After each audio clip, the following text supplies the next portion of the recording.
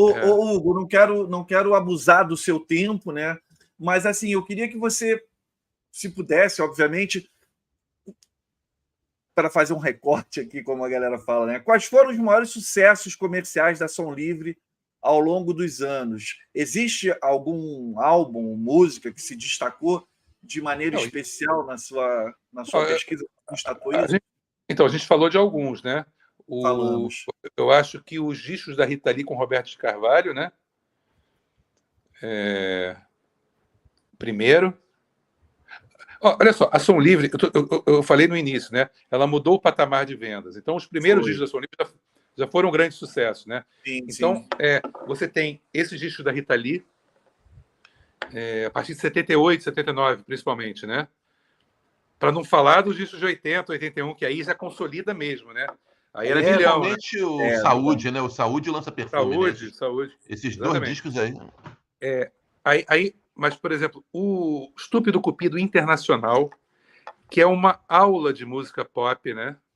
Assim, você tem nostálgica, no caso, né? Quer dizer, você tem o rock dos anos 60 ali todo, né? O Nacional também trouxe a Celi Campelo de volta, né?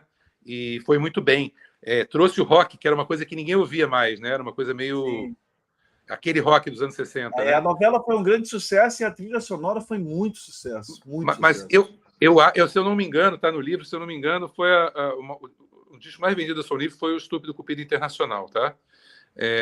Mas depois, o outro grande fenômeno de vendas foi o Rock Santeiro. Você falou que bateu a casa do 1 milhão, né?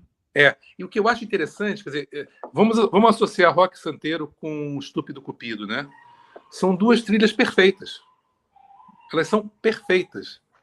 Elas dão conta de um universo musical, né? Sim. Então, por exemplo, Sai Guarabira fizeram para essa trilha um ABC, né?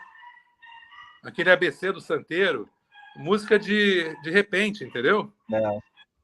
Olha que loucura, né? Quer dizer, você transformar isso em música popular, música pop, né? Então, isso foi um outro grande fenômeno de venda. Vou colocar só um parênteses aqui, Hugo, de novo, porque eu acho que a trilha do Estúpido Cupido teve esse aqui é um bootlegzinho, assim, mas assim, isso não foi lançado. Mas essa trilha aqui foi meio um balão de ensaio para o Estúpido Cupido, né?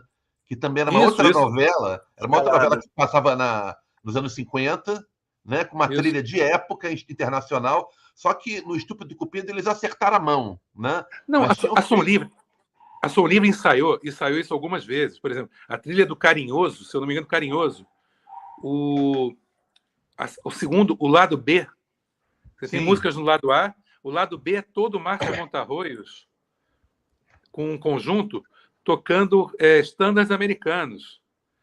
E é um tremendo sucesso. Sabe como é que foi isso?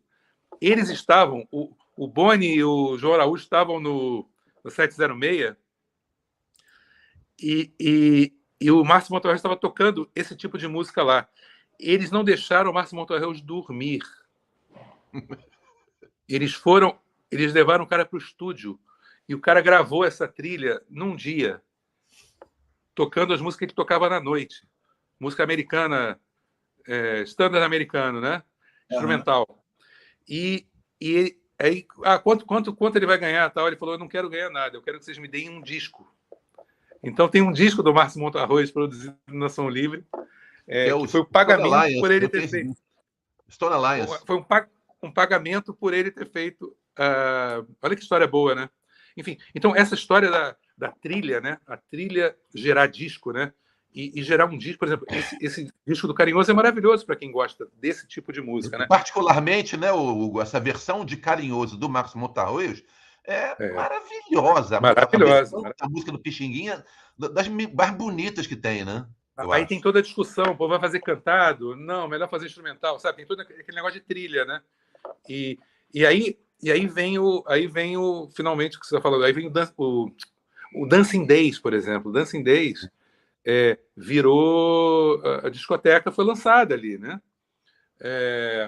Como eu falei, Motown no Brasil, novela. Tem uma música do Elton John que só fez sucesso no Brasil. Por quê? Skylar Pigeon. Exatamente. Mas a gente está falando das grandes vendagens, né? Então, a Xuxa, evidentemente, né? Toda a Xuxa, mas principalmente o Xuxa 3, né? E aí você vem para... eu acho que o Emílio Santiago também, né? E aí você vem finalmente para a era do streaming, né? E eu acho Marília Mendonça um caso imbatível, mas tem muitos outros, sabe, na Som Livre. Na Som Livre contemporânea, né, digamos assim. Sim. E, por exemplo, Tiago York, né? Uma coisa interessante que eu não contei para vocês, está no livro, que é da Som Livre contemporânea, né? O Marcelo Soares, presidente da Som Livre, me contou essa história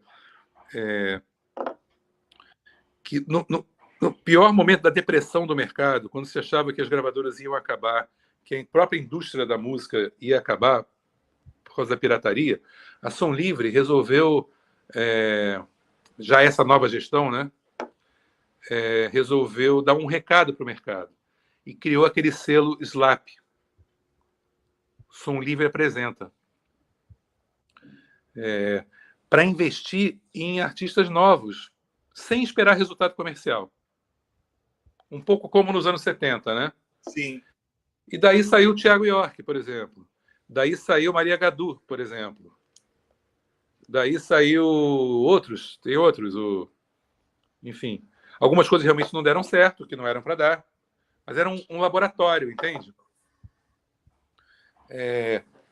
E a intenção era essa, quer dizer, era assim como nos anos 70, era dar um recado para o mercado, ó, há caminho, há solução. E o recado, quer dizer, na verdade, foi uma intuição, eu acho que eles não tinham certeza, que, na verdade, a gravadora hoje é uma sócia do artista, né? Na condução da carreira, né? Então, eu acho que tem esse aspecto, né, da nova Som Livre, né? Por isso ela foi vendida por 2 bilhões, né, para a Sony, né? Porque ela tinha alguma coisa. Eu acho que ela tinha essa percepção do mercado brasileiro, né? Do agronegócio, essa coisa aí. Mas também o DNA da Som Livre, sabe? De querer fazer uma música para o Brasil. Então, por isso que eu comparo, né, Irmãos Coragem com... E a Marília... Na verdade, eu tive essa ideia quando eu fui entrevistar a Marília. A Marília eu entrevistei pessoalmente. E ela falou, isso que eu estou vivendo na Som Livre é a minha novela. Ela falou para mim. Aí eu falei, cara, é óbvio. É óbvio, entendeu? O que foi a novela, a associação de música com televisão, né? Com telenovela, é o que a Som Livre fez agora, de associação da música com o algoritmo, né? Com a plataforma digital. Então, é um ciclo que se fecha. Quer dizer, hoje a Som Livre, eu acho que é uma outra coisa, né? Ela está numa nova fase que não está no meu livro. O meu livro ele registra a venda, né? Aí eu dou o ponto final. E tem a morte da Marília e a morte da Rita, né? Da Rita Lee. Mas são os 3 pontos finais, assim, né? Sem dar spoiler. Óbvio isso, né? Quer dizer, mas eu acho que esse ciclo se encerra, né? De uma gravadora ligada a um grupo de comunicação no Brasil, né? Quer dizer, esse ciclo se encerra. Hoje a Som Livre é uma outra coisa, e que não é filial da Sony no Brasil. Isso que é interessante. A Sony comprou a Som Livre e a Som Livre ela tem autonomia da mesma forma que tinha quando era da Globo. A operação dela está no mesmo lugar lá na Barra, mesma equipe. E então eu acho que essa história ela vai continuar tal de outra forma, mas ela tem é uma história de 50 anos, né? E é uma história brasileira e é uma história que permeia o nosso imaginário musical.